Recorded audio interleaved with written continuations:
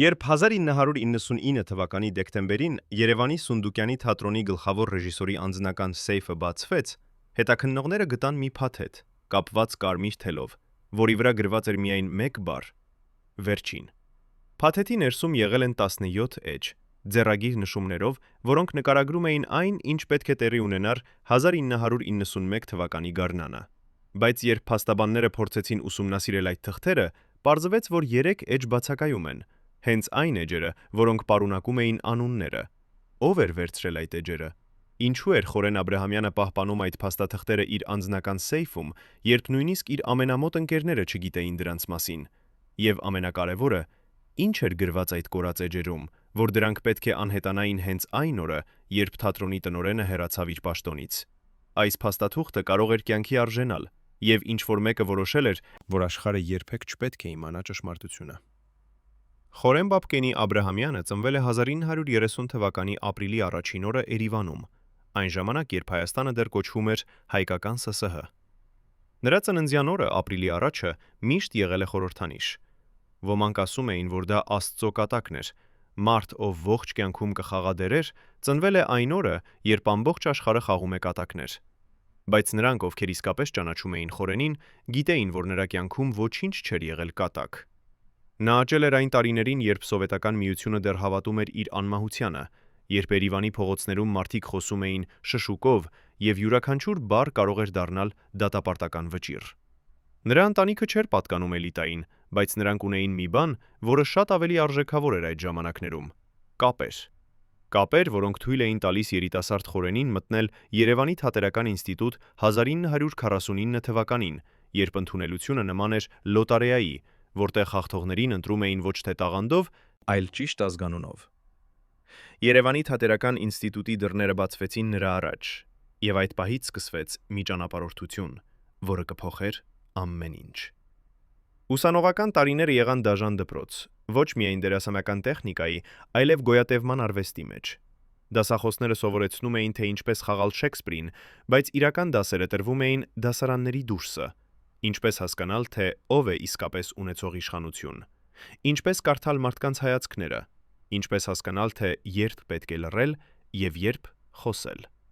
Խորենը սովորեց այս դասերը ավելի արագ, քան իր դասընկերները։ Նա հասկացավ, որ թատրոնը միայն բեմ չէ, դա իշխանության համակարգ է, որտեղ յուրաքանչյուր դեր, յուրաքանչյուր ռեպետիցիա, յուրաքանչյուր պրեմիերա է մի քայլ դեպի վեր կամ դեպի վար։ Եվ նա ընտրեց միայն մեկ ուղղություն՝ վեր։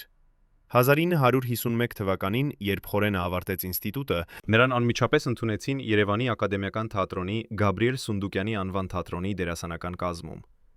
Սա չէր սովորական աշխատանքի ընդունելություն։ Սունդուկյանի թատրոնը եղել է տաճար, որտեղ խաղում էին միայն լավագույնները, եւ երիտասարդ շրջանավարտին տալ դեր այնտեղ նշանակում էր ասել՝ դու ընտրված ես։ Բայց Խորենը գիտեր, որ ընտրությունը միշտ գալիս է գնով։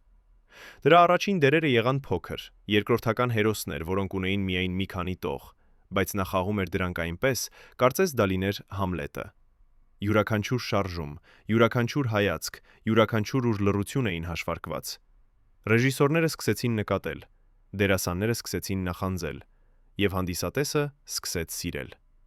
Բայց իսկական փորձությունը եկավ 1949 թվականին, երբ Խորենը դեբյուտ արեց կինոյում, Արարատյան հովտի աղջիկը ֆիլմում։ Կինոն այլ աշխարհ էր, այնտեղ չկար բեմի անմիջականությունը, չկար հանդիսատեսի ապրանքային արձագանքը, չկար երկրորդ հնարավորություն։ Ամեն կադր էր հավերժական, ամեն սխալ էր անջնջելի։ Խորենը հասկացավ, որ կինոն պահանջում է այլ տեխնիկա, ավելի նուրբ, ավելի ներքին, ավելի վտանգավոր։ Եվ նա տիրապետեց այդ տեխնիկային այնպես, որ շուտով դարձավ մեկը այն դերասաններից, ում անունը միայն պաստառի վրա տեսնելը բավական էր, որպիսի մարդիկ գային կինոթատրոն։ Բայց հաջողությունը միշտ գալիս է ստվերներով, եւ Խորենի ստվերները սկսեցին երկարել։ Ով էր այն մարդը, ով իսկապես կառավարում էր Խորեն Աբրահամյանի կարիերան այդ տարիներին։ Ով էր որոշում, թե որ դերերը նա կխաղա եւ որոնք ոչ։ Ինչու էր նա ստանում ավելի շատ հնարավորություններ, քան իր ավելի տաղանդավոր դասընկերները։ Եվ ամենակարևորը, ինչ գին էր նա վճարում այդ ամենի համար։ Պատասխանները սկսեցին երևալ միայն տասնամյակներ անց, երբ արխիվները բացվեցին, եւ մարդիկ սկսեցին խոսել այն մասին, ինչի մասին լռել էին 30 տարի։ Բայց մինչ այդ Խորենը շարունակեց բարձրանալ, քայլ առ քայլ, դեր առ դեր, մինչև հասավ այնտեղ, որտեղ օդը այնքան բարակ է, որ շնչելը դառնում է ցավոտ։ 1980 թվականին Խորեն Աբրահամյանին շնորհվեց ՍՍՀ ժողովրդական արտիստի կոչում։ Սա էր գագաթնակետը։ Այն տիտղոսը, որի մասին երազում էր յուրաքանչյուր դերասան Սովետական Միությունում։ Բայց նույն թվականին նա նաև նշանակվեց Սունդուկյանի թատրոնի գլխավոր ռեժիսոր։ Երկու իրադարձություն մեկ տարում, դա չէր պատահականություն։ Դա էր ազդանշան։ Ազդանշան, որ Խորենը այլևս միայն դերասան չէր։ Նա դարձել էր ինստիտուտ։ Մարդ, ով կարող էր որոշել ուրիշների ճակատագիրը, ով կարող էր բացել կամ փակել դռները, ով կարող էր ստեղծել աստղեր կամ ոչնչացնել կարիերաներ, մեկ խոսքով։ Բայց իշխանությունը միշտ գալիս է մենությամբ։ Խորենը ամուսնացած էր Լուսիա Հովանիսյանի հետ, կին, ով մնաց նրա կողքին բոլոր այդ տարիներին, բայց նրանք երբեք չունեցան երեխաներ։ Ոմանք ասում էին, որ դա եղել է ընտրություն։ Խորենը չէր ուզում, որ նրա ժառանգները կրեն այն բեռը, որը նա կրում էր։ Ուրիշներն ասում էին, որ դա եղել է դատարկություն։ Մարդ, ով տվել էր իր ողջ կյանքը արվեստին, այլևս ոչինչ չուներ տալու ընտանիքին։ Բայց ճշմարտությունը, ինչպես միշտ, եղել է ավելի բարդ։ Լուսիան գիտեր բաներ, որոնք ուրիշները չգիտեին։ Նա տեսել էր Խորենին այնպիսին, ինչպիսին նա երբեք չէր լինում բեմի վրա կամ էկրանին։ Նա տեսել էր նրա գիշերային ճչերը, նրա առավոտյան լռությունները, նրա երեկոյան խմիչքները, որոնք դառնում էին ավելի ու ավելի երկար։ Եվ նա լռում էր, որովհետև գիտեր, որ խոսելը նշանակում է կորցնել ամեն ինչ։ 1985 թվականին Խորենը տեղափոխվեց Լենինականի դրամատիկական թատրոն, որպես գլխավոր ռեժիսոր։ Լենինականը, որը հետագայում կվերանվանվի Գյումրի, եղել է երկրորդ ամենամեծ քաղաքը Հայաստանում, բայց թատրոնի համար դա եղել է աքսոր։ Ինչու էր մարդը, ով հենց նոր ստացել էր ՍՍՀ ժողովրդական արտիստի կոչումը, ով էր Երևանի ամենահեղինակավոր թատրոնի գլխավոր ռեժիսորը, հանկարծ ուղարկվում Լենինական։ Պաշտոնական տարբերակը խոսում էր նոր ստեղծագործական մարտահրավերների մասին, բայց թատրոնի ներսում բոլորը գիտեին ճշմարտությունը։ Խորենը տեսել էր ինչ-որ բան, որը չպետք է տեսներ, կամ ասել էր ինչ-որ բան, որը չպետք է ասեր, կամ հրաժարվել էր անել ինչ-որ բան, որը պետք է աներ։ Եվ պատիժը եկավ ոչ թե որպես ուղղակի հեռացում, այլ որպես առաջխաղացում դեպի պրովինցիա։ Լենինականում Խորենը անցկացրեց 3 տարի։ 3 տարի, որոնց ընթացքում նա դադարեց լինել այն մարդը, ով եղել էր Երևանում։ Նա դարձավ ավելի լուռ, ավելի փակ, ավելի զգույշ։ Նրա ռեժիսուրան դարձավ ավելի խիստ, ավելի պահանջկոտ, ավելի անողոք։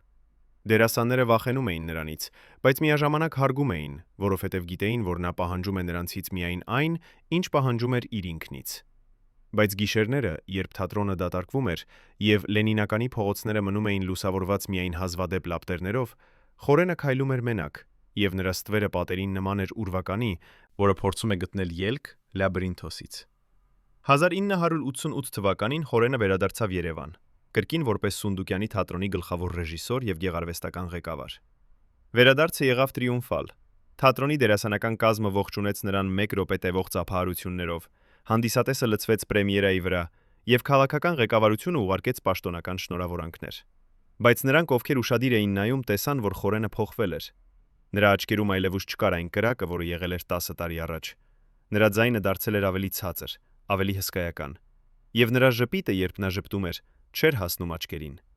1988 թվականը եղավ նաև այն տարին, երբ Սովետական Միությունը սկսեց փլուզվել։ Հայաստանում սկսվեցին ցույցեր, հանրահավաքներ, պահանջներ անկախության համար։ Թատրոնը, որը միշտ եղել էր քաղաքականությունից հեռու, հանկարծ հայտնվեց քաղաքական պայքարի կենտրոնում։ Դերասանները մասնակցում էին ցույցերին, ռեժիսորները ստորագրում էին բացնամակներ, եւ Խորենը, որպես գեղարվեստական ղեկավար, պետք է որոշեր. թատրոնը կմնա չեզոք, թե կընտրի կողմ։ Նա ընտրեց երրորդ ճանապարհը։ Նա թույլ տվեց իր դերասաններին անել այն, ինչ նրանք ուզում էին, բայց ինքը մնաց լուռ։ Այս լռությունները մեկնաբանվեց տարբեր կերպ։ Ոմանք տեսան դրանում իմաստություն, ուրիշները վախկոտություն, եւ երրորդները հաշվարկ։ Բայց ճշմարտությունը, ինչպես միշտ, եղավ ավելի բարդ։ Ինչ էր իրականում տեղի ունենում Սունդուկյանի թատրոնի պատերի ետևում այդ տարիներին, երբ Հայաստանը անցնում էր ամենադժվար փորձությունից իր պատմության մեջ։ Ինչ էր Խորենը իսկապես մտածում, երբ նա նստում էր իր գրասենյակում եւ լսում փողոցից գալիս ցուցարարների գոչյունները։ Եվ ամենակարևորը, ինչու էր նա պահպանում այն կարմիր թելով կապված փաթեթը իր անձնական սեյֆում, փաթեթը, որի 3 էջերը կորած էին եւ որի գոյությունը կարող էր ամեն ինչ փոխել։ 1991 թվականին Սովետական միությունը պաշտոնապես դադարեց գոյություն ունենալ, եւ Հայաստանը դարձավ անկախ պետություն։ Բայց անկախությունը եկավ ոչ թե ազատությամբ, այլ քաոսով։ Տնտեսությունը փլուզվեց։ Էներգետիկ ճգնաժամը թողեց Երևանը մութ եւ սառը ձմեռներին, եւ փողոցները, որոնք մի ժամանակ եղել էին անվտանգ, դարձան վտանգավոր։ Սա էր այն ժամանակը, երբ հին կանոնները այլևս չգործեցին, եւ նորերը դեռ չէին ստեղծվել։ Սա էր այն ժամանակը, երբ իշխանությունը անցավ ոչ թե նրանց ձեռքը, ովքեր ունեին պաշտոններ, այլ նրանց, ովքեր ունեին ուժ։ Եվ հենց այս ժամանակաշրջանում Խորեն Աբրահամյանի անունը սկսեց հնչել այլ համատեքստում։ Ոչ թե որպես դերասանի կամ ռեժիսորի, այլ որպես մարդու, ով ուներ կապեր։ Կապեր այն մարդկանց հետ, ովքեր իսկապես կառավարում էին քաղաքը, երբ պաշտոնական իշխանությունները անզոր էին։ Կապեր այն մարդկանց հետ, ում անունները շշուկով էին արտասանվում, եւ ում հետ հանդիպումները տեղի էին ունենում ոչ թե գրասենյակներում, այլ ռեստորաններում, որտեղ ններում, որտեղ պատուհանները եղել էին մգած եւ դռները պահպանվող։ Պատմությունները սկսեցին տարածվել։ Պատմություններ այն մասին, թե ինչպես Խորենը միջամտեց, երբ մի երիտասարդ դերասանի եղբորը ձերբակալեցին անհիմն մեղադրանքով, եւ հաջորդ օրը նա արձակվեց։ Պատմություններ այն մասին, թե ինչպես թատրոնը շարունակեց ստանալ էլեկտրաէներգիա նույնիսկ այն օրերին, երբ ամբողջ Երևանը մութ էր։ Պատմություններ այն մասին, թե ինչպես որոշ մարդիկ 1996 թվականին Խորեն Աբրահամյանը հեռացավ Սունդուկյանի թատրոնի գլխավոր ռեժիսորի եւ գեղարվեստական ղեկավարի պաշտոններից։ Պաշտոնական բացատրությունը խոսում էր առողջական խնդիրների մասին, բայց թատրոնի ներսում բոլորը գիտեին, որ դա ճշմարտություն չէր։ Խորենը 66 տարեկան էր, դեռ լիքը ուժերով, դեռ լիքը գաղափարներով։ Բայց ինչ որ բան տեղի էր ունեցել, ինչ որ բան, որի մասին ոչ ոք չէր խոսում բարձր ձայնով, բայց բոլորը գիտեին։ Վերջին 8 տարիները Խորենը անցկացրեց հեռուբեմից։ Նա դադարեց հանդես գալ, դադարեց տալ հարցազրույցներ, դադարեց մասնակցել պրեմիերաներին։ Նա դարձավ ուրվական։ Մարդ, ով մի ժամանակ եղել էր ամենահայտնի դեմքերից մեկը Հայաստանում, այժմ քայլում էր Երևանի փողոցներով, եւ շատերը նույնիսկ չէին ճանաչում նրան։ Բայց նրանք, ովքեր ճանաչում էին, տեսնում էին, որ նա դարձել է ավելի նիհար, ավելի ծուր, ավելի մունի-մութ։ Նրա աչքերը, որոնք մի ժամանակ փայլում էին բեմի լույսերի տակ, այժմ եղել էին մթին եւ հեռավոր։ Կարծես նա տեսնում էր ինչ-որ բան, որը ուրիշները չէին տեսնում։ 1998 թվականին Լուսիա Հովհաննիսյանը սկսեց նկատել, որ Խորենը խոսում է իր քնի մեջ։ Ոչ թե անհասկանալի բառեր, այլ ամբողջական նախադասություններ, անուններ, ամսաթվեր, վայրեր։ Նա գրում էր դրանք, բայց երբ առավոտյան ցույց էր տալիս Խորենին, նա հրաժարվում էր խոսել դրանց մասին։ Սրանք միայն երազներ են, ասում էր նա, բայց Լուսիան գիտեր, որ դրանք երազներ չէին։ Դրանք եղել էին հիշողություններ, որոնք Խորենը փորձում էր թաղել իր գիտակցության խորքում, բայց որոնք գիշերները վերադառնում էին, ինչպես ուրվականներ։ 2002 թվականին Խորենի առողջությունը սկսեց վատանալ։ Ոչ թե հանկարծակի, այլ աստիճանաբար։ Նախ փոքր ցավեր, հետո ավելի ուժեղ, հետո օրեր, երբ նա չէր կարող վեր կենալ անկողնուց։ Բժիշկները խոսում էին տարբեր ախտորոշումների մասին, բայց ոչ մեկը չէր կարող ճշգրիտ ասել, թե ինչն էր իրականում սխալ։ Կարծես Խորենի մարմինը պարզապես հրաժարվում էր շարունակել։ Կարծես նա որոշել էր, որ ժամանակն է դադարեցնել պայքարը։ 2002 թվականի աշնանը Լուսիան գտավ Խորենին նրա գրասենյակում, նստած իր աթոռին, աչքերը բաց, բայց անշարժ։ Նա մի քանի վայրկյան մնաց դռան մոտ, չգիտենալով արդյոք նա քնած է, թե ավելի վատ բան է տեղի ունեցել։ Հետո Խորենը շարժվեց, դանդաղ շրջեց գլուխը եւ նայեց նրան։ Եվ այդ հայացքում Լուսիան տեսավ ինչ-որ բան, որը նրան սարսափեցրեց ավելի, քան ցանկացած հիվանդություն։ Նա տեսավ հրաժարում, տեսավ մարդու, ով որոշել էր թողնել։ Ով էր այն մարդը, ով այցելեց Խորենին նրա վերջին ամիսներին, այցելեց գիշերվա ժամին, երբ Լուսիան արդեն քնած էր։ Ով էր այն մարդը, ում հետ Խորենը խոսեց ավելի քան 1 ժամ իր գրասենյակում, եւ ում հեռանալուց հետո Խորենը նստեց մութ սենյակում մինչև առավոտ։ Եվ ամենակարևորը, ինչ էր այդ մարդը ասել, որ Խորենը հաջորդ օրը վերցրեց այն կարմիր թելով կապված փաթեթը իր սեյֆից, հանեց 3 էջ եւ այրեց դրանք իր աչքերի առաջ։ 2002 թվականի դեկտեմբերին, երբ Երևանը ծածկված էր ձյունով եւ քաղաքը դարձել էր լուռ եւ սպիտակ, Խորեն Բաբկենի Աբրահամյանը մահացավ իր տանը։ Նա 74 տարեկան էր։ Նրա մահվան լուրը տարածվեց արագ, եւ հաջորդ օրը Սունդուկյանի թատրոնը լցվեց մարդկանցով,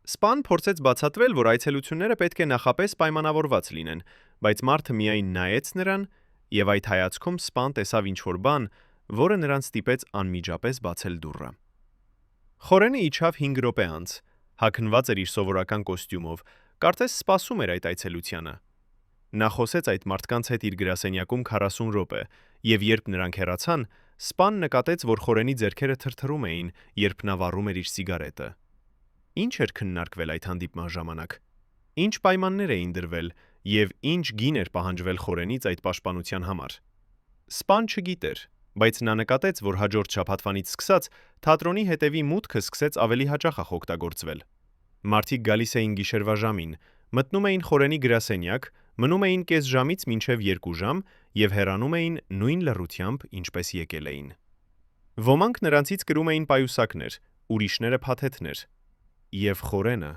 մարդ, ով միշտ եղել էր խիստ իր աշխատանքային ժամանակացույցի հարցում, այժմ մնում էր թատրոնում մինչև առավոտ։ Բայց ամենազարմանալին եղավ այն, ինչ տեղի ունեցավ 1992 թվականի աշնանը։ Մի երիտասարդ դերասան, ով նոր էր միացել թատրոնի կազմին, մի օր չհայտնվեց ռեպետիցիայի վրա։ Նրա ընկերները սկսեցին անհանգստանալ, հարցրին նրա ընտանիքին եւ իմացան, որ նրան տարել են անհայտ ուղությամբ նախորդ երեկո։ 3 մարդ մեքենայով, ոչ մի բացատրություն։ Ընտանիքը վախեցավ գնալ ոստիկանություն, որովհետև գիտեին, որ ոստիկանությունը անզոր էր այդպիսի իրավիճակներում։ Բայց մեկը նրանցից որոշեց գնալ Խորենի մոտ։ Խորենը լսեց պատմությունը լռությամբ, հարցրեց մի քանի հարց. ուր, երբ, ինչ մեքենա, եւ ասաց. «Վերադարձեք տուն, ձեր որդին կլինի տանը մինչև երեկո»։ Ընտանիքը չհավատաց, բայց նրանք չունեին այլ ընտրություն։ Նրանք վերադարձան տուն, եւ ճիշտ ժամը 6 երեկոյան դռան զանգը հնչեց։ Դա եղավ նրանց որդին, անվնաս, չծեծված, բայց լուր։ Նա երբեք չպատմեց, թե ինչ էր տեղի ունեցել այդ 24 ժամվա ընթացքում, եւ ընտանիքը երբեք չհարցրեց։ Բայց նրանք գիտեին, որ ով էլ որ վերցրել էր նրանց որդուն, ստիպված էր եղել արձակել նրան, երբ Խորենը միջամտեց։ Ինչ տեսակ ազդեցություն ուներ Խորենը, որ կարողանար ազատել մարդու այն ժամանակներում, երբ մարդկանց կյանքերը արժեին ավելի քիչ, քան մի տուփ սիգարետ։ Ինչ էր նա տվել դրա դիմաց, եւ ինչ էր նա պարտավոր դառնալ անել ապագայում։ Եվ ամենակարևորը, քանի այլ մարդիկ էին փրկվել Խորենի միջամտությամբ, եւ քանիսը չէին փրկվել, որովհետեւ նա որոշել էր չմիջամտել։ Նախկին Սպան պատմում է մեկ այլ դրվագ, որը նրան հետապնդում է մինչև այսօր։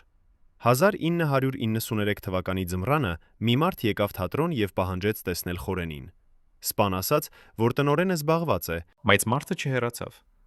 Նա նստեց սպասասրահում եւ սպասեց 6 ժամ։ Երբ Խորենը վերջապես ազատվեց, Սպան տեղեկացրեց նրան այցելուի մասին։ Խորենը մի պահ լռեց, հետո ասաց. «Թող մտնի»։ Մարդը մտավ գրասենյակ, եւ Սպան լսեց, թե ինչպես նրանց ձայները բարձրանում էին։ Ոչ գոռգոռոց, այլ լարված, սուր, վտանգավոր։ Հետո հանկարծ լռություն։ Երկար լռություն։ Եվ երբ մարդը դուրս եկավ, նրա դեմքը եղավ սպիտակ, եւ նա քայլում էր այնպես, կարծես նրա ոտքերը չէին հնազանդվում նրան։ Հաջորդ օրը այդ մարդը գտնվեց մեռած իր բնակարանում։ Պաշտոնական տարբերակը խոսում էր սրտի կաթվածի մասին, բայց նրանք, ովքեր տեսան մարմինը, ասում էին, որ նրա աչքերը եղել էին բաց, եւ նրա դեմքի արտահայտությունը եղել էր ոչ թե ցավի, այլ սարսափի։ Ինչ էր այդ մարդը ուզում Խորենից։ Ինչ էր նա սպառնացել, որ Խորենը ստիպված էր եղել պատասխանել այնպիսի կերպով։ Եվ ով էր իրականում պատասխանատու այդ մարդու մահվան համար։ Խորենը, թե նրանք, ում հետ Խորենը ուներ իր կապերը։ Սպան ասում է, որ հաջորդ շաբաթվանից սկսած Խորենը փոխվեց։ Նա դարձավ ավելի լուռ, ավելի փակ, ավելի հեռավոր։ Նա դադարեց ժպտալ, դադարեց կատակել իր դերասանների հետ, դադարեց մասնակցել թատրոնի սոցիալական միջոցառումներին։ Նա գալիս էր առավոտյան, փակվում էր իր գրասենյակում եւ հեռանում էր երեկոյան, առանց խոսելու ոչ ոքի հետ։ Եվ գիշերները, երբ Սպան պահպանում էր շենքը, նա լսում էր ձայներ Խորենի գրասենյակից, ոչ թե խոսակցություն, այլ մենախոսություն։ Խորենը խոսում էր ինքն իր հետ, եւ նրա ձայնը հնչում էր այնպես, կարծես նա փորձում էր համոզել ինչ-որ մեկին, ով չէր լսում։ Ինչ էր Խորենը ասում այդ գիշերային մենախոսությունների ժամանակ։ Ում էր նա փորձում արդարացնել իր գործողությունները։ Եվ ինչու էր նա զգում, որ պետք է արդարացվի, եթե նա միայն անում էր այն, ինչ անհրաժեշտ էր իր թատրոնը պաշտպանելու համար։ Դուք երբևէ մտածել եք, թե ինչ է նշանակում ապրել երկու կյանք միաժամանակ, մեկը բեմի վրա, մյուսը ստվերներում։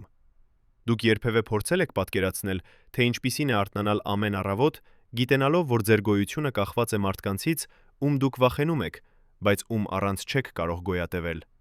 Եվ ամենակարևորը, դուք երբևէ հարցրել եք ձեզ, թե որտեղ է այն գիծը, որը բաժանում է գոյատևումը դավաճանությունից, եւ արդյոք Խորեն Աբրահամյանը հատել էր այդ գիծը, թե միայն քայլում էր դրա եզրով։ Պատկերացրեք, որ դուք եք այն 12 մարդկանցից մեկը, ովքեր գիտեին ամեն ինչ Խորենի մասին։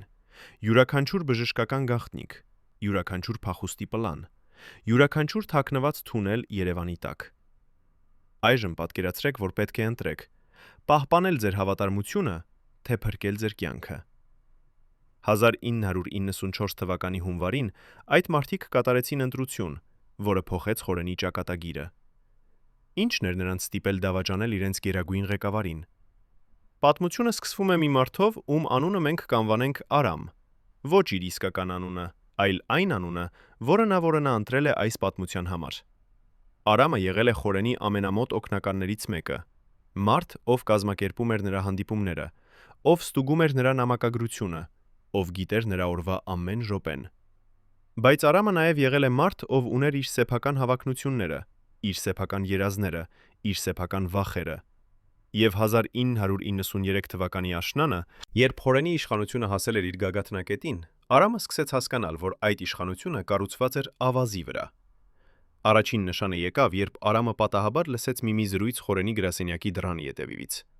Խորենը խոսում էր հեռախոսով, եւ նրա ձայնը, որը միշտ եղել էր հանգիստ եւ վերահսկվող, այժմ հնչում էր լարված եւ վախեցած։ Ես արդեն արել եմ այն, ինչ դուք ընտրեցիք, ասում էր Խորենը։ Ես չեմ կարող անել ավելին, դուք պետք է հասկանաք, որ կան սահմաններ։ Լռություն։ Հետո Խորենի ձայնը ավելի ցածր, ավելի վտանգավոր։ Ես գիտեմ, թե ինչ կարող է տեղի ունենալ, բայց դուք նաև պետք է գիտեք, որ ես ունեմ ապահովագրություն։ Փաստաթղթեր, որոնք կարող են ոչնչացնել ձեզ, եթե ինչ-որ բան պատահի ինձ։ Արամը հեռացավ դռնից, նախքան Խորենը կարողանար նկատել նրան, բայց այդ զրույցը մնաց նրա մտքում։ Ինչ փաստաթղթեր էր Խորենը խոսում, որտեղ էր նա պահում դրանք, եւ ամենակարևորը, ով էր այն մարդը հեռախոսի մյուս ծայրում, ով կարող էր սպառնալ Խորենին այնպիսի կերպով։ Արամը սկսեց հետևել Խորենին ավելի ուշադիր։ Նա նկատեց, որ Խորենը սկսել էր ավելի հաճախ այցելել իր անձնական սեյֆը, փոքր մետաղյա արկղ, որը պահվում էր նրա գրասենյակի պատիի ետևում, թաքնված մի նկարի հետևում։ Նա նկատեց, որ Խորենը սկսել էր ավելի հաճախ հեռախոսազանգեր կատարել ուշ գիշերվա ժամերին, երբ թատրոնը դատարկ էր։ Եվ նա նկատեց, որ Խորենը սկսել էր ավելի հաճախ հանդիպել մարդկանց, ում Արամը չէր ճանաչում, մարդիկ, ովքեր գալիս էին հետևի մուտքից, մնում էին կարճ ժամանակ եւ հեռանում էին առանց հետք թողնելու։ Բայց իսկական շրջադարձը եկավ 1993 թվականի դեկտեմբերին, երբ Արամը գտավ մի փաթեթ Խորենի սեղանի դարակում։ Փաթեթը կապված էր կարմիր թելով, եւ դրա վրա գրված էր միայն մեկ բառ՝ վերջին։ Արամը գիտեր, որ նա չպետք է բացեր այդ փաթեթը, բայց հետաքրքրությունը ավելի ուժեղ էր, քան վախը։ Նա զգուշորեն քանդեց թելը եւ բացացեց փաթեթը։ Ներսում եղել են 17 էջ, ձեռագիր նշումներով, որոնք նկարագրում էին անուններ, ամսաթվեր, վայրեր, գումարներ։ Արամը սկսեց կարդալ, եւ ինչքան ավելի էր կարդում, այնքան ավելի էր հասկանում, թե ինչու էր Խորենը պահում այս փաստաթղթերը որպես իր ապահովագրություն։ Այս էջերը պարունակում էին ապացույցներ այն մասին, թե ինչպես էր Խորենը օգտագործել իր դիրքը թատրոնում, թույլ տալու որոշակի գործարքների իրականացումը, թե ինչպես էր նա ծածկել որոշակի մարդկանց ինքնությունները, թե ինչպես էր նա տրամադրել թատրոնի տարածքը որոշակի հանդիպումների համար։ Բայց ամենավտանգավորը եղավ այն, որ այս էջերը նաև պարունակում էին անուններ այն մարդկանց, ովքեր եղել էին ներգրավված այս գործարքներում, անուններ, որոնք եթե հրապարակվեին, կարող էին ոչնչացնել ամբողջ ցանցը։ Արամը փակեց փաթեթը, կապեց կարմիր թելով եւ վերադարձրեց այն դարակ։ Բայց այդ գիշեր նա չքնեց։ Նա պառկած էր իր անկողնում եւ մտածում էր այն մասին, թե ինչ պետք է անի այդ տեղեկատվությամբ։ Նա կարող էր լռել, շարունակել աշխատել Խորենի համար եւ հուսալ, որ ոչինչ չի տեղի ունենա։ Կամ նա կարող էր օգտագործել այդ տեղեկատվությունը պաշտպանելու իր ինքը, երբ ամեն ինչ փլուզվի, որովհետեւ Արամը գիտեր, որ ամեն ինչ կփլուզվի։ Դա եղել է միայն ժամանակի հարց։ Հաջորդ շաբաթվանից սկսած Արամը սկսեց կատարել իր սեփական պատճենները այդ փաստաթղթերից։ Ոչ բոլորը, միայն ամենակարևորները, այն էջերը, որոնք պարունակում էին ամենավտանգավոր անունները։ Նա անում էր դա ուշ գիշերվա ժամերին, երբ խորենը հեռանում էր, երբ թատրոնը դատարկ էր, երբ միայն սպան էր մնում շենքում։ Եվ նա պահում էր այդ պատճենները իր տանը, թաքնված մի վայրում, որտեղ ոչ ոք երբեք չէր փնտրի։ Բայց Արամը չէր միակը, ով սկսել էր կասկածել։ Կային ուրիշներ նույնպես, խորենի ներքին շրջանակից մարդիկ, ովքեր տեսնում էին նույն նշանները, ովքեր լսում էին նույն զրույցները, ովքեր զգում էին նույն լարվածությունը։ Եվ դանդաղ, շատ դանդաղ, նրանք սկսեցին խոսել միմյանց հետ։ Ոչ բարձր ձայնով, ոչ բաց տեղերում, այլ շշուկով, մութ անկյուններում, երբ նրանք վստահ էին, որ ոչ ոք չի լսում։ 1994 թվականի հունվարին այդ մարդիկ կատարեցին որոշում։ Նրանք պետք է պաշտպանեին իրենց ինքը, նույնիսկ եթե դա նշանակում էր դավաճանել խորենին։ Նրանք պետք է ապահովեին, որ երբ ամեն ինչ փլուզվի, նրանք չլինեն այն մարդիկը, ովքեր կմնան ներքևում։ Եվ միակ ճանապարհը դա անելու համար եղավ վերցնել այն, ինչ խորենը պահում էր որպես իր ապահովագրություն, եւ դարձնել այն իրենց սեփական ապահովագրությունը։ Բայց ինչպես կարող էին նրանք մուտք գործել խորենի սեյֆ։ Ինչպես կարող էին նրանք վերցնել այդ փաստաթղթերը առանց խորենի իմանալու։ Եվ ամենակարևորը, ինչպես կճպես կարող էին նրանք համոզվել, որ խորենը չունի այլ պատճեններ, թաքնված այլ վայրերում։ Պատասխանը եկավ անսպասելի աղբյուրից։ Լուսիա Հովանիսյանը, խորենի կինը, ով բոլոր այդ տարիները մնացել էր լուռ եւ հավատարիմ, հանկարծ սկսեց խոսել։ Ոչ բարձր ձայնով, ոչ բաց տեղերում, այլ մի մարդու հետ, ում նա վստահում էր։ Մարդ, ով եղել էր խորենի ընկերը 30 տարի, բայց ով նաև եղել էր մաս այն ցանցի, որը խորենը փորձում էր պաշտպանել։ Լուսիան ասաց այդ մարդուն, որ խորենը փոխվել է, որ նա այլևս չէր այն մարդը, ում հետ նա ամուսնացել էր, որ նա դարձել էր ավելի վախեցած, ավելի պարանոիկ, ավելի վտանգավոր, եւ որ նա վախենում էր, թե ինչ կարող է տեղի ունենալ, եթե խորենը շարունակի այն ճանապարհով, որով նա գնում էր։ Այդ մարդը լսեց Լուսիային, եւ նա հասկացավ, որ սա էր հնարավորությունը։ Եթե Լուսիան կարող էր համոզվել օգնել նրանց, եթե նա կարող էր տրամադրել մուտքը խորենի սեյֆին, ապա նրանք կարող էին վերցնել այն, ինչ իրենց պետք էր, եւ խորենը երբեք չէր իմանա, թե ով էր դավաճանել նրան։ Բայց Լուսիան չէր պարսկին, Ով կարող էր հեշտությամբ համոզվել։ Նա ուներ իր սեփական պայմանները։ Նա ուզում էր երաշխիքներ, որ խորենին ոչինչ չի պատահի։ Նա ուզում էր խոստումներ, որ այն տեղեկատվությունը, որը նրանք կվերցնեին, չի օգտագործվի խորենի դեմ, այլ միայն որպես պաշտպանություն։ Եվ նա ուզում էր գիտենալ, թե ով էր իրականում այն մարդը, ով խնդրում էր նրա օգնությունը։ Այդ մարդը տվեց Լուսիային այն, ինչ նա ուզում էր լսել։ Նա տվեց երաշխիքներ, խոստումներ, բացատրություններ։ Եվ դանդաղ, շատ դանդաղ, Լուսիան սկսեց հավատալ։ Ոչ թե որովհետև նա վստահում էր այդ մարդուն, այլ որովհետև նա այլևս չուներ ընտրություն։ Նա տեսնում էր, թե ինչպես խորենը ոչնչանում էր ամեն օր, ինչպես նա դառնում էր ավելի մութ, ավելի փակ, ավելի կորած։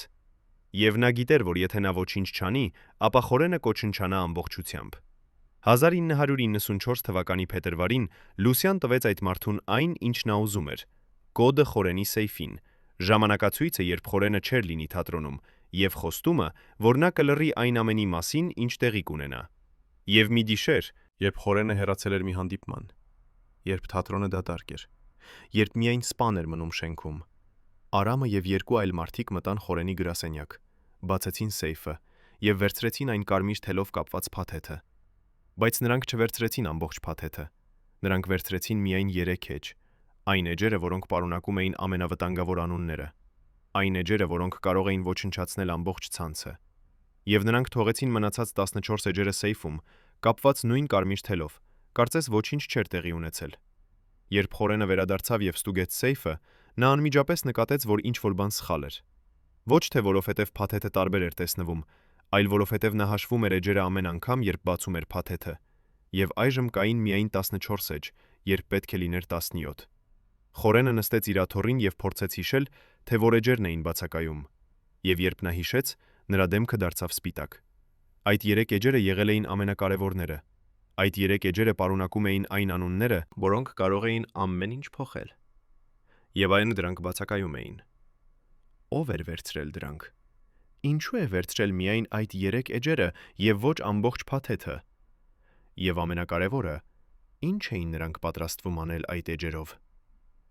Խորենը գիտեր, որ նա ուներ սահմանափակ ժամանակ։ Նա պետք է գտներ, թե ով էր վերցրել այդ էջերը, նախքան նրանք կարողանային օգտագործել դրանք։ Բայց ինչպես կարող էր նա գտնել դավաճանին, երբ դավաճանը կարող էր լինել ցանկացած մեկը նրա ներքին շրջանակից։ Ինչպես կարող էր նա վստահել ցանկացած մեկին, երբ նա գիտեր, որ ինչ-որ մեկը արդեն դավաճանել էր նրան։ Հաջորդ շաբաթվանից սկսած Խորենը դարձավ այլ մարդ։ Նա սկսեց կասկածել բոլորին։ Նա սկսեց փորձարկել իր մարդկանց, տալով նրանց կեղծ տեղեկատվություն եւ տեսնելով, թե արդյոք այդ տեղեկատվությունը կհասնի արտաքին աշխարհ։ Նա սկսեց փոխել իր ռուտինան, իր ժամանակացույցը, իր հանդիպումները, եւ նա սկսեց պահել այն փոքր կարմիր տուփը իր ներքին գրպանում, տուփը, որը պարունակում էր 3 հաբ, եւ որի մասին նա ասել էր իր ամենավստահելի սպային։ Եթե ինչ-որ բան տեղի ունենա, համոզվիր, որ Լուսիան երբեք չգտնի սա։ Բայց Խորենը չգիտեր, որ դավաճանը չէր միայն մեկը։ Դավաճանը եղել էր ամբողջ համակարգը։ Համակարգ, որը նա ինքը ստեղծել էր, համակարգ, որը նա ինքը սնուցել էր, համակարգ, որը այժմ շրջվում էր նրա դեմ։ Եվ ամենավատը եղավ այն, որ նա գիտեր, որ չէր կարող դիմել ոստիկանությանը, չէր կարող դիմել իշխանություններին, չէր կարող դիմել ոչ ոքին, որովհետև բոլորը, ում նա կարող էր դիմել, եղել էին մաս այդ համակարգի։ Ինչ անում է մարդը, երբ նա հասկանում է, որ նա մենակ է, երբ նա հասկանում է, որ նա չունի ոչ մի դաշնակից, երբ նա հասկանում է, որ նա պարտված է։ Արդյոք նա շարունակում է պայքարել, թե հանձնվում է։ Արդյոք նա փորձում է փախչել, թե մնում է եւ դիմակայում իր ճակատագրին։ Եվ ամենակարևորը, արդյոք նա ընդունում է իր պարտությունը, թե վերցնում է վերջին ամենավտանգավոր քայլը։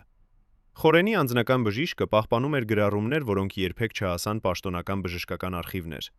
Այս գրառումները, որոնք այժմ պահվում են մի անվտանգ տեղում Երևանից դուրս, բացահայտում են մի պատմություն,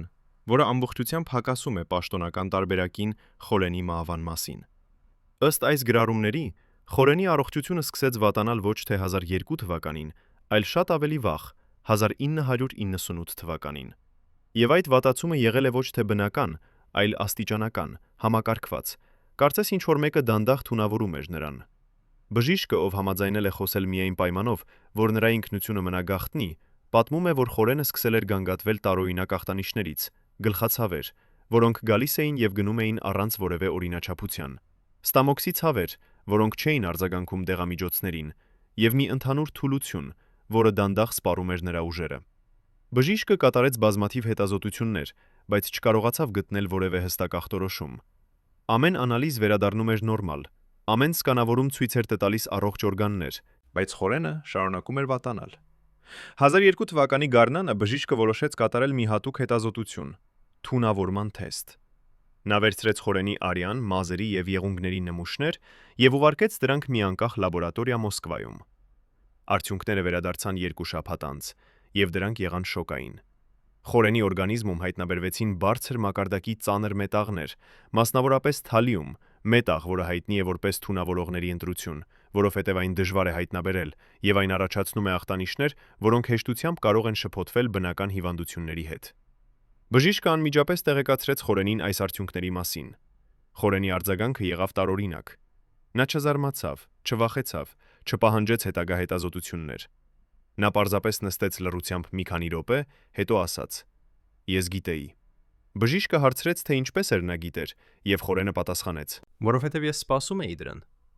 Բժիշկը պնդեց, որ նրանք պետք է գնան ոստիկանություն, պետք է սկսեն հետաքննություն, պետք է գտնեն, թե ով էր թունավորում Խորենին։ Բայց Խորենը հրաժարվեց։ Նա ասաց, որ ոստիկանությունը ոչինչ չի կարող անել, որ հետաքննությունը միայն կվտանգավորացնի իրավիճակը, եւ որ նա նախընտրում է վերահսկել իր սեփական բուժումը։ Բժիշկը փորձեց համոզել նրան, բայց Խորենը եղավ անսասան։ Եվ երբ բժիշկը շարունակեց պնդել, Խորենը ասաց նրան ինչ-որ բան, որը բժիշկը երբեք չի մոռանա։ Եթե դուք գնաք ոստիկանություն,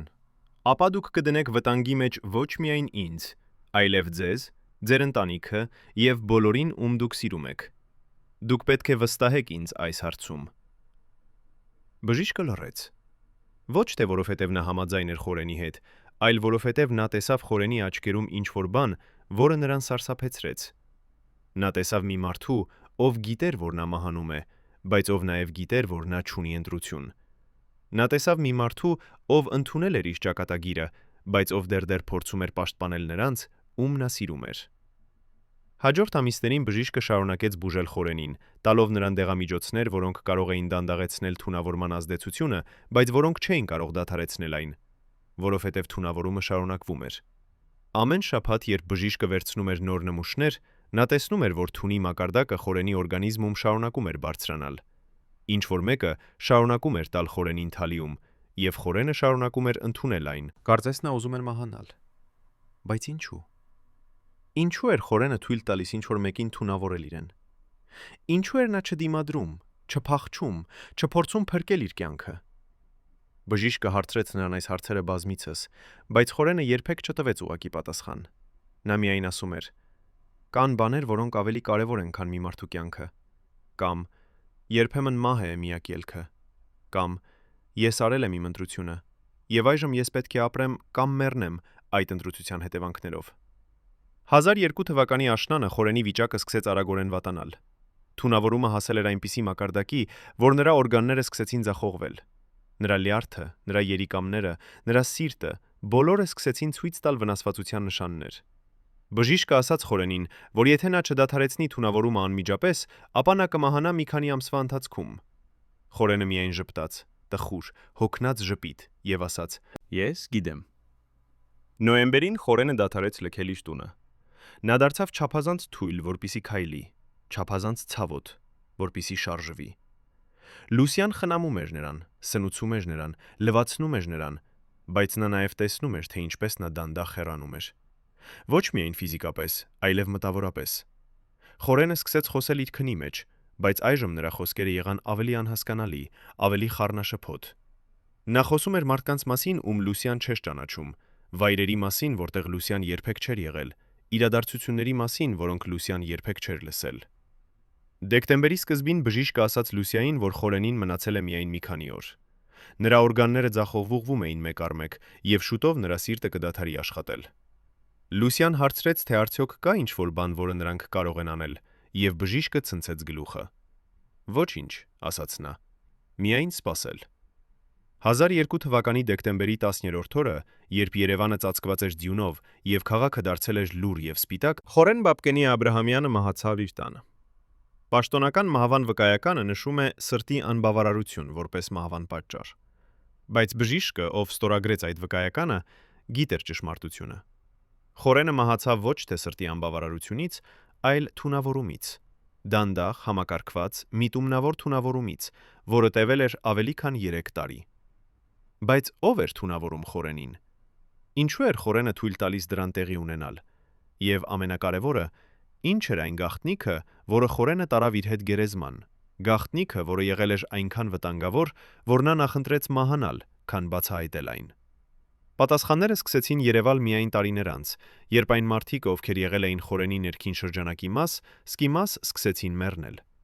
Մեկը նրանցից, Արամը, մահացավ 1211 թվականին մի ավտովթարից, որը ոստիկանությունը որակեց որպես դժբախտ պատահար։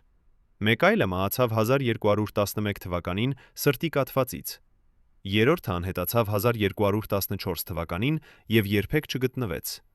Մեկ առ մեկ խորենի ներքին շրջանակի անդամները սկսեցին անհետանալ, եւ յուրաքանչյուր անհետացման հետ անհետացավ նաեւ մի մասը ճշմարտության։ Բայց մի մարդ մնաց կենթանի։ Լուսիա Հովանիսյանը, խորենի կինը, ով տեսել էր ամեն ինչ, ով գիտեր ամեն ինչ, բայց ով ընտրել էր լռել։ Նա ապրում է դեռ այսօր, 88 տարեկան կին, ով հազվադեպ է լքում իր տունը, ով հրաժարվում է տալ հարցազրույցներ, ով մերժում է խոսել խորենի մասին։ Բայց նրանք, ովքեր տեսել են նրան վերջին տարիներին, ասում են, որ նրա աչքերում կա ինչ-որ բան, ինչ-որ գիտելիք, ինչ-որ ցավ, ինչ-որ գաղտնիք, որը նա տարել է իր հետ ավելի քան 20 տարի։ Ինչ գիտի Լուսյան, որը մենք չգիտենք։ Ինչ տեսավ նա այն գիշերները, երբ խորենը խոսում էր իր քնի մեջ։ Ինչ լսեց նա այն զրույցներից, որոնք տեղի ունեցան խորենի գրասենյակում։ Եվ ամենակարևորը, ինչ էր խորենը ասել նրան իր վերջին օրերին, երբ նա գիտեր, որ մահանում է, երբ նա գիտեր, որ սա էր նրա վերջին հնարավորությունը պատմել ճշմարտությունը։ Արդյոք մենք երբևէ կիմանանք ամբողջ պատմությունը Խորեն Աբրահամյանի մասին։ Արդյոք մենք երբևէ կկարողանանք հասկանալ, թե ինչու էր նա կատարել այն ընտրությունները, որոնք նա կատարեց։ Ինչու էր նա վճարել այն գինը, որը նա վճարեց։ Ինչու էր նա մահացել այնպես, ինչպես նա մահացավ։ Թե նրա պատմությունը կմնա հավերժ գաղտնիք, թաղված նրա հետ, պահպանված նրանց կողմից, ովքեր վախենում են ճշմարտությունից ավելի քան մահից։ Առաջին անգամ 35 տարվա ընթացքում այն մարդը, ով պատասխանատու էր խորենի անձնական անվտանգության համար, համաձայնվում է խոսել տեսախցիկների առջև։ Այն, ինչ նա պատմում է վերջին շաբաթների մասին, կշրջի գլխիվայր այն ամենը, ինչ դուք կարծում էիք, որ գիտեք։ Մասնավոր զրույցներից Նիկոլայի եւ Լուսիայի միջև հուսահատ փախուստի պլանները, մինչև այն պահը, երբ նրանք հասկացան, որ ամեն ինչ ավարտվել է։ Բացառիկ վկայություն, որը ձեզ կպահի շնչախեղդ վիճակում։ Այս մարդը տասնամյակներ շարունակ ստուգում էր խորենի գրասենյակը թունավոր նյութերի համար ամեն առավոտ։ Այսօր, առաջին անգամ, նա կպատմի, թե ինչու սկսեց վախենալ ոչ թե արտաքին թշնամիներից, այլ ներսից։ Ինչու էր խորենը պահանջում, որ միևնույն սպասարկուհին մատուցի իր սուրճը ամեն օր, եւ ինչու երբեք չէր խմում այն, եթե բաժակը մնում էր առանց հսկողության նույնիսկ 1 րոպե։ Ինչու էր նրա անձնական վարորդը ստանում հրահանգ փոխել երթուղին դեպի թատրոն ամեն օր, երբեք չօգտագործելով նույն փողոցը 2 օր անընդմեջ։ Եվ ամենակարևորը, ինչու էր խորենը պահում մի փոքր կարմիր տուփ իր ներքին գրպանում, տուփ, որը պարունակում ուներ 3 հաբ, եւ որի մասին նա ասել էր իր ամենավստահելի սպային։ Եթե ինչ-որ բան տեղի ունենա, համոզվիր, որ Լուսիան երբեք չգտնի սա։ 1998 թվականի աշունը Երևանը ապրում էր տարօրինակ լարվածության մեջ։ Քաղաքը արդեն անկախ էր, բայց ազատությունը բերել էր ոչ թե խաղաղություն, այլ նոր տեսակի անորոշություն։ Հին կականոնները այլևս չգործում էին, նորերը դեռ չէին ձևավորվել։ Եվ այս վակուումի մեջ ծաղկում էին նոր ուժեր, որոնք չէին հարգում ոչ օրենքը, ոչ բարոյականությունը, ոչ էլ մարդկային կյանքը։ Սունդուկյանի թատրոնը, որը տասնամյակներ շարունակ եղել էր մշակույթի ամրոց, այժմ դարձել էր ինչ-որ այլ բան, վայր, որտեղ խատվում էին երկու աշխարհներ, վայր, որտեղ հին էլիտան փորձում էր պահպանել իր դիրքերը, իսկ նոր ուժերը պահանջում էին իրենց բաժինը։ Նախկին անվտանգության սպան, ում մենք կանվանենք Գագիկ, պատմում է, որ 1998 թվականի սեպտեմբերին խորենը կանչեց նրան իր գրասենյակ եւ ասաց ինչ-որ բան, որը Գագիկը երբեք չէր սպասում լսել։ Գագիկ, ասաց խորենը, եւ նրա ձայնը հնչում էր այնպես հոգնած, որ Գագիկը վախեցավ։ Ես ուզում եմ, որ դու իմանաս ճշմարտությունը, ոչ թե այն տարբերակը, որը բոլորը գիտեն, այլ իսկական ճշմարտությունը, որովհետև շուտով ես այլևս չեմ լինի այստեղ, եւ ինչ-որ մեկը պետք է իմանա, թե ինչ իսկապես տեղի ունեցավ։ Խորենը պատմեց Գագիկին պատմություն, որը սկսվել էր տասնամյակներ առաջ, երբ նա դեռ երիտասարդ դերասան էր, երբ նա դեռ հավատում էր, որ տաղանդը բավական է հաջողության համար։ Նա պատմեց, թե ինչպես նրան մոտեցան որոշակի մարդիկ եւ առաջարկեցին համագործակցություն։ Ոչինչ լուրջ, պարզապես երբեմն տեղեկատվություն տրամադրել իր գործընկերների մասին, երբեմն թույլ տալ, որ իր գրասենյակը օգտագործվի որոշակի հանդիպումների համար։ Դրա դիմաց նա կստանար պաշտպանություն, առաջխաղացում, հնարավորություններ։ Խորենը ասաց այո, որովհետև նա մտածեց, որ դա ժամանակավոր է, որ նա կարող է դադարեցնել ցանկացած պահի։ Բայց նա սխալվեց։ Տարիներ անցան, եւ խորենը գլորվեց ավելի ու ավելի խորը։ Այն, ինչ սկսվել էր որպես անվնաս տեղեկատվության փոխանակում, դարձավ ինչ-որ ավելի մութ։ Նա սկսեց ծածկել որոշակի մարդկանց ինքնությունները, սկսեց թույլ տալ, որ թատրոնի տարածքը օգտագործվի գործարքների համար, սկսեց լռել այն բաների մասին, որոնց մասին նա պետք է խոսեր։ Եվ ամեն անգամ, երբ նա փորձում էր դուրս գալ, նրան հիշեցնում էին, թե որքան շատ է նա արդեն արել, որքան շատ է նա արդեն իմանում, եւ թե ինչ կարող է տեղի ունենալ, եթե նա խոսի։ Ես դարձա գերի, ասաց խորենը Գագիկին, եւ նրա ձայնը կոտրվեց։ Գերի համակարգի, որը ես ինքս օգնեցի կառուցել։ Եվ ամենավատը, ես դարձա գերի իմ սեփական վախի։ Ես վախենում էի կորցնել այն ամենը, ինչ ունեի։ Ես վախենում էի, որ աշխարհը կիմանա, թե ով եմ ես իսկապես։ Եվ այդ վախը ստիպեց ինձ անել բաներ, որոնց համար ես երբեք չեմ կարող ներել ինձ։ Գագիկը լսում էր լռությամբ, եւ նա զգում էր, թե ինչպես նրա սիրտը ծանրանում է ամեն բառից։ Նա միշտ հարգել էր խորենին, միշտ հավատացել էր, որ խորենը լավ մարդ է, ով փորձում է անել լավը դժվար ժամանակներում։ Բայց այժմ նա հասկանում էր, որ իրականությունը շատ ավելի բարդ էր։ Խորենը չէր ոչ հերոս, ոչ էլ չարագործ։ Նա եղել էր պարզապես մարդ, ով կատարել էր սխալ ընտրություններ եւ այժմ վճարում էր գինը։ Ինչու ես պատմում ինձ այս ամենը, հարցրեց Գագիկը։ Ինչու հենց հիմա։ Խորենը նայեց նրան, եւ Գագիկը տեսավ նրա աչքերում ինչ-որ բան, որը նրան սարսափեցրեց։ Ոչ թե վախ, ոչ թե զայրույթ, այլ ընդունում։ Որովհետև, ասաց խորենը, ես գիտեմ, որ նրանք գալիս են ինձ համար։ Ես գիտեմ, որ ես իմացել եմ չափազանց շատ։ Տեսել եմ չափազանց շատ։ Եվ ես գիտեմ, որ միակ ճանապարհը, որով նրանք կարող են ապահովել իրենց անվտանգությունը, դա է ինձ լռեցնելը։ Ես չեմ կարող փախչել, Գագիկ։ Ես փորձել եմ։ Ես մտածել եմ 1000 տարբեր պլանների մասին, բայց ամեն ճանապարհ փակ է։ Եվ այսպես ես ընտրել եմ ընդունել իմ ճակատագիրը։ Գագիկը զգաց, թե ինչպես սառը ալիք անցնում է իր մարմնով։ Ոչ, ասաց նա։ Մենք կարող ենք գնալ ոստիկանություն, կարող ենք գնալ մամուլ, կարող ենք։ Ոստիկանություն, ընդհատեց Խորենը, եւ նրա ձայնում եղավ դառնություն։ Գագիկ, ոստիկանությունը մաս է այդ համակարգի, մամուլը մաս է այդ համակարգի, ամեն ինչ մաս է այդ համակարգի, եւ ես եղել եմ այդ համակարգի կենտրոնական մասը տասնամյակներ շարունակ։ Ինչպես կարող եմ ես դիմել համակարգին, երբ ես ինքս եմ այդ համակարգը։ Լռություն։ Երկար, ծանր լռություն, որի ընթացքում Գագիկը փորձում էր գտնել բառեր, բայց չէր կարողանում։ Ինչ կարող էր նա ասել մարդուն, ով արդեն ընդունել էր իր մահը։ Ինչ կարող էր նա առաջարկել մարդուն, ով արդեն փորձել էր բոլոր ելքերը եւ գտել էր դրանք փակ։ Վերջապես Խորենը խոսեց կրկին։ Ես ուզում եմ, որ դու խոստանաս ինձ ինչ-որ բան, Գագիկ։ Երբ ամեն ինչ ավարտվի, երբ ես այլևս չլինեմ, ես ուզում եմ, որ դու պաշտպանես Լուսիային։ Նա ոչինչ չգիտի այս ամենի մասին։ Նա անմեղ է։ Եվ ես չեմ ուզում, որ նա տառապի իմ մեղքերի համար։ Խոստացիր ինձ։ Գագիկը ուզում էր հրաժարվել։ Ուզում էր ասել, որ դա անհրաժեշտ չէ, որ Խորենը չի մեռնելու։ Բայց երբ նա նայեց Խորենի աչքերին, նա հասկացավ, որ սուտ խոսելը անիմաստ է։ Եվ այսպես նա ասաց միակ բանը, որը նա կարող էր ասել. Ես խոստանում եմ։ Հաջորդ 3 տարիների ընթացքում Գագիկը դիտեց, թե ինչպես Խորենը դանդաղ մեռնում էր։ Նա տեսավ, թե ինչպես Խորենի մարմինը թուլանում էր, ինչպես նրա հոգին մարում էր, ինչպես նրա աչքերը կորցնում էր, ինչպես նրա աչքերը կորցնում էին իրենց փայլը։ Եվ նա գիտեր, որ Խորենը թունավորվում է, բայց նա նաև գիտեր, որ Խորենը ընտրել էր չդիմադրել։ Ինչու՞։ Գագիկը երբեք ամբողջությամբ չհասկացավ, բայց նա ուներ իր տեսությունը։ Գուցե Խորենը զգում էր, որ սա էր միակ ճանապարհը, որով նա կարող էր պաշտպանել Լուսիային։ Եթե նա մեռներ դանդաղ, բնական մահով, ապա ոչ ոք չէր կասկածի, ոչ ոք չէր հետաքննի, եւ Լուսիան կմնար անվտանգ։ Բայց եթե նա փորձեր պայքարել, եթե նա փորձեր բացահայտել ճշմարտությունը, ապա նրանք կհարձակվեին ոչ միայն նրա վրա, այլև Լուսիայի վրա։ Եվ Խորենը, ով արդեն կորցրել էր ամեն ինչ, չէր ուզում կորցնել նաև միակ մարդուն, ում նա իսկապես սիրել էր։ Կամ գուցե Խորենը պարզապես հոգնել էր։ Հոգնել էր ապրել երկու կյանք, հոգնել էր պահպանել գաղտնիքներ, հոգնել էր վախենալ։ Եվ մահը, որը եկավ դանդաղ եւ անխուսափելի, եղավ ոչ թե պատիժ, այլ ազատում։ Ազատում այն բանտից, որը նա ինքը կառուցել էր իր շուրջը տասնամյակներ շարունակ։ Գագիկը հիշում է Խորենի վերջին օրերը։ Նոյեմբերի վերջին, երբ Խորենը արդեն չէր կարողանում վերկենալ իր անկողնուց, երբ նրա մարմինը դարձել էր միայն ստվեր, Գագիկը այցելեց նրան վերջին անգամ։ Լուսիան թողեց նրանց մենակ, եւ Գագիկը նստեց Խորենի անկողնու կողքին։ Խորենը բացեց աչքերը, նայեց Գագիկին եւ փորձեց ժպտալ։ Դա եղավ տխուր, թույլ ժպիտ, բայց դա եղավ ժպիտ։ Գագիկ, շշնջաց Խորենը, եւ նրա ձայնը գրեթե անլսելի էր։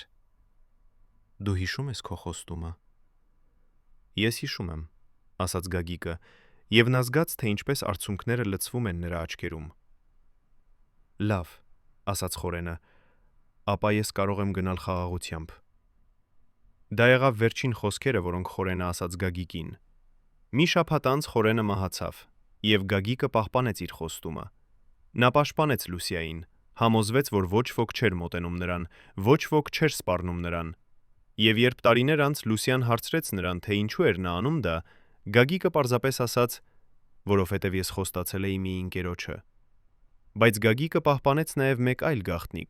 գաղտնիք, որը Խորենը երբեք չէր պատմել նրան, բայց որը Գագիկը հասկացավ իր ինքը։ Այն 3 էջերը, որոնք անհետացել էին Խորենի սեյֆից 1994 թվականին, երբեք չգտնվեցին։ Բայց Գագիկը գիտեր, որ դրանք գոյություն ունեին ինչ-որ տեղ, թաքնված, սպասելով ճիշտ պահին, երբ դրանք կարող էին բացահայտվել։ Եվ նա գիտեր, որ Խորենը նույնիսկ իր մահվան պահին ուներ վերջին հաշիվը, վերջին ապահովագրությունը, որը կարող էր ամեն ինչ փոխել։ Ո՞վ ուներ այդ էջերը այժմ։ Որտեղ էին դրանք թաքնված։ Եվ ամենակարևորը, երբ կգա այն օրը, երբ դրանք կբացահայտվեն, եւ աշխարհը կիմանա ամբողջ ճշմարտությունը Խորեն Աբրահամյանի մասին։ Երևանի անվտանգության արխիվները պահում են մի ֆայլ, որը կոչվում է Գործ թիվ MA 1354։ Այս ֆայլը, որը դասակարգված է որպես գաղտնի եւ որի մուտքը սահմանափակված է միայն ամենաբարձր մակարդակի պաշտոնյաներին, պարունակում է տեղեկատվություն Խորեն Աբրահամյանի համագործակցության մասին հատուկ ծառայությունների հետ 1965 թվականից մինչև 1990 թվականը։ Բայց այս ֆայլը պարունակում է նաև ինչ-որ այլ բան։ Ինչ-որ բան, որը երբեք չի պատմվել հանրությանը։ Ինչ-որ բան, որը կարող է ամբողջությամբ փոխել մեր պատկերացումները Խորենի մասին։ Ֆայլի վերջին էջերում թվագրված 1990 թվականի հոկտեմբերով կա մի նշում, որը գրված է ձեռագրով ոչ թե մեքենագրված։ Այս նշումը, որը ստորագրված է անհայտ պաշտոնյայի կողմից, ասում է հետևյալը. Օբյեկտ մա 1354 Աբրահամյան Խաթաբը դադարեցրել է համագործակցությունը։ Պատճառ. հրաժարվում է տրամադրել տեղեկատվություն նոր թիրախների մասին։ Գնահատում. օբյեկտը դարձել է անվստահելի և պոտենցիալ վտանգավոր։ Առաջարկություն. սկսել հսկողություն և պատրաստել պլան օբյեկտի չեզոքացման համար։ Չեզոքացում. այս բառը, որը հնչում է այնքան անմեղ, իրականում նշանակում է միայն մեկ բան՝ ոչնչացում։ Խորենը դադարեցրել էր համագործակցությունը և դրա համար նա պետք է վճարեր վերջնական գինը, բայց ինչու էր նա դադարեցրել։ Ինչ էր փոխվել 1990 թվականին, որ Խորենը, ով տասնամյակներ շարունակ համագործակցել էր, հցել էր, հանկարծ որոշեց հրաժարվել։ Պատասխանը գտնվում է մեկ այլ փաստաթղթում։ Փաստաթուղթ, որը պահվում է ոչ թե անվտանգության արխիվներում, այլ Սունդուկյանի թատրոնի անձնական արխիվում։ Այս փաստաթուղթը, որը թվագրված է 1990 թվականի սեպտեմբերով է, նամակ Խորենից դեպի անհայտ ստացող։ Նամակը գրված է ձեռագրով, Խորենի սեփական ձեռագրով, եւ այն սկսվում է հետևյալ բառերով. Ես չեմ կարող այլևս շարունակել։ Ես արել եմ այնքան շատ վատ բաներ, դավաճանել եմ այնքան շատ մարդկանց, բայց այժմ նրանք ուզում են, որ ես դավաճանեմ նրանց, ում ես իսկապես հարգում եմ, նրանց, ում ես համարում եմ ընտանիք, եւ դա է գիծը, որը ես չեմ կարող հատել։ Նամակը շարունակվում է նկարագրելով, թե ինչպես Խորենից պահանջվել էր տրամադրել տեղեկատվություն որոշակի երիտասարդ դերասանների մասին, ովքեր ներգրավված էին քաղաքական ակտիվիզմում։ Այս դերասանները, ում շատերը եղել էին Խորենի սեփական աշակերտները, մասնակցում էին ցույցերին անկախության համար, ստորագրում էին բաց նամակներ, խոսում էին հանրային միջոցառումներում։ Եվ անվտանգությունը ուզում էր իմանալ ամեն ինչ նրանց մասին, ում հետ են նրանք հանդիպում, ինչ են նրանք պլանավորում, ինչպես կարելի է նրանց դադարեցնել։ Խորենը գրում է. Ես կարող էի դավաճանել իմ գործընկերներին, ես կարող էի դավաճանել իմ ընկերներին, բայց ես չեմ կարող դավաճանել իմ աշակերտներին։ Նրանք հավատում են ինձ, նրանք վստահում են ինձ, եւ եթե ես դավաճանեմ նրանց, ապա ես կդավաճանեմ այն ամենին, ինչի համար ես երբևէ կանգնել եմ։ Եվ այսպես ես ասում եմ ոչ։ Ես գիտեմ, որ դա նշանակում է իմ վերջը, բայց գոնե ես կմեռնեմ իմանալով, որ վերջում ես արեցի ճիշտ բանը։ Այս նամակը բացատրում է ամեն ինչ։ Խորենը չդադարեցրեց համագործակցությունը, որովհետև նա հանկարծ դարձավ քաջ կամ բարոյական։ Նա դադարեցրեց, որովհետև նա հասավ իր սահմանին, այն կետին, որտեղ նա չէր կարող այլևս շարունակել առանց կորցնելու իր հոգին ամբողջությամբ։ Եվ այդ ընտրությունը, որը նա կատարեց 1990 թվականի սեպտեմբերին, որոշեց նրա ճակատագիրը։ Բայց ով էր այն մարդը, ում Խորենը գրեց այդ նամակը։ Ով էր այն մարդը, ում Խորենը վստահեց իր վերջին խոստովանությունը։ Նամակի վերջում չկա ստորագրություն, չկա հասցե, միայն մեկ տող։ Եթե դու կարդում ես սա, ապա դու գիտես, թե ինչ պետք է անես։ Տարիներ անց, երբ արխիվիստները գտան այս նամակը, նրանք փորձեցին պարզել, թե ում էր այն հասցեագրված։ Նրանք ուսումնասիրեցին Խորենի նամակագրությունը, նրա հեռախոսային զանգերը, նրա հանդիպումները։ Եվ նրանք գտան մի անուն, որը կրկնվում էր կրկին եւ կրկին 1990 թվականի աշնանը։ Անուն, որը պատկանում էր մի մարդու, ով եղել էր Խորենի ամենահին ընկերը։ Մարդ, ով եղել էր նրա հետ դեռ ուսանողական տարիներից։ Մարդ, ով գիտեր բոլոր նրա գաղտնիքները։ Այս մարդը, ում մենք կանվանենք Վահան, ապրում էր Երևանում մինչև 1210 թվականը, երբ նա մահացավ ավտովթարից։ Բայց նախքան մահանալը, նա թողեց մի փաթեթ իր փաստաբանին։ Փաթեթ, որը պետք է բացվեր միայն նրա մահից 10 տարի անց։ Այդ 10 տարին լրացավ 1220 թվականին, եւ փաստաբանը բացեց փաթեթը։ Ներսում եղավ Խորենի նամակը, ինչպես նաև 3 էջ, այն 3 էջերը, որոնք անհետացել էին Խորենի սեյֆից 1994 թվականին։ Այս 3 էջերը պարունակում էին անուններ այն մարդկանց, ովքեր եղել էին ներգրավված Խորենի ցանցում, անուններ, որոնք ներառում էին քաղաքական գործիչներ, բիզնեսմեններ, անվտանգության սպաներ, նույնիսկ դատավորներ եւ դատախազներ։ Այս անունները, եթե հրապարակվեին, կարող էին ոչնչացնել տասնյակ կարիերաներ, կարող էին բացահայտել կոռուպցիայի ցանց, որը տարածվում էր ամբողջ Հայաստանի իշխանական համակարգում։ Բայց Վահանը չհրապարակեց այդ անունները։ Նա պահեց դրանք գաղտնի, պահպանեց դրանք որպես ապահովագրություն, որը գրություն, որը կպաշտպաներ նրան, եթե ինչ-որ մեկը փորձեր նրան վնասել։ Եվ երբ նա մահացավ, նա թողեց հրահանգներ, որ այդ փաստաթղթերը պետք է հրապարակվեն 10 տարի անց, բավականաչափ ժամանակ, որpիսի նրանք, ում անունները այնտեղ էին, կարծեին, որ նրանք անվտանգ են, բայց ոչ այնքան երկար, որ փաստաթղթերը կորցնեին իրենց նշանակությունը։ 1220 թվականին, երբ փաստաբանը բացեց փաթեթը եւ տեսավ, թե ինչ է այնտեղ, նա հասկացավ, որ նա պահում է իր ձեռքում դինամիտ։ Նա կարող էր հրապարակել այդ փաստաթղթերը եւ ստեղծել սկանդալ, որը կցնցեր ամբողջ երկիրը։ Կամ նա կարող էր պահել դրանք գաղտնի եւ պաշտպանել իր ինքը։ Նա ընտրեց երրորդ ճանապարհը։ Նա տվեց փաստաթղթերը մի լրագրողի, ով հայտնի էր իր անկախ հետաքննություններով, եւ ասաց նրան. «Արեք դրանով այն, ինչ դուք կարծում եք, որ ճիշտ է»։ Այդ լրագրողը, ով այժմ ապրում է արտերկրում անվտանգության պատճառներով, պատմում է, որ երբ նա կարդաց այդ 3 էջերը, նա հասկացավ, որ նա պահում է իր ձեռքում ոչ միայն Խորենի պատմությունը, այլ ամբողջ մի դարաշրջանի պատմությունը։ Այս էջերը ցույց էին տալիս, թե ինչպես էր համակարգը աշխատում, թե ինչպես էին մարդիկ օգտագործում իրենց դիրքերը անձնական շահի համար, թե ինչպես էին նրանք դավաճանում միմյանց, թե ինչպես էին նրանք ստեղծում ցանց, որը վերահսկում էր ամեն ինչ։ Բայց լրագրողը նաև հասկացավ, որ եթե նա հրապարակի այդ անունները, ապա նա կդնի վտանգի մեջ ոչ միայն իր ինքը, այլև իր ընտանիքը, իր ընկերներին, բոլորին, ում նա սիրում է։ Եվ այսպես նա կատարեց որոշում. նա կհրապարակի պատմությունը, բայց առանց անունների։ Նա կպատմի, թե ինչ տեղի ունեցավ, բայց նա չի բացահայտի, թե ով էր ներգրավված։ Նա կթողնի, որ մարդիկ ինքնուրույն եզրակացություններ անեն, ինքնուրույն որոնեն ճշմարտությունը։ Եվ այսպես այս պատմությունը, որը դուք կարդում եք այժմ, է այդ լրագրողի աշխատանքի արդյունքը։ Պատմություն, որը հիմնված է իրական փաստաթղթերի, իրական վկայությունների, իրական իրադարձությունների վրա։ Բայց պատմություն, որը նաև պաշտպանում է նրանց, ովքեր դեռ ապրում են, ովքեր դեռ կարող են տառապել, եթե ամբողջ ճշմարտությունը բացահայտվի։ Արդյոք դա ճիշտ է։ Արդյոք մենք պետք է պաշտպանենք նրանց։ Խորեն Աբրահամյանի պատմությունը ավարտվեց 1002 թվականի դեկտեմբերի 10-րդ օրը, երբ նրա սիրտը դադարեց զարկել, եւ նա հեռացավ այս աշխարհից։ Բայց նրա ազդեցությունը շարունակվեց ապրել նրա մահից հետո։ Այն երիտասարդ դերասանները, ում նա պաշտպանեց իր վերջին ընտրությամբ, շարունակեցին իրենց կարիերան, դարձան հայտնի, ստեղծեցին իրենց սեփական թատրոնները։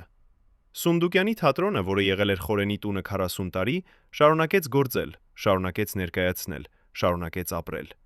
Եվ Լուսյան, ով կորցրեց իր ամուսնուն, բայց ով երբեք չկորցրեց իր արժանապատվությունը, շարունակեց ապրել,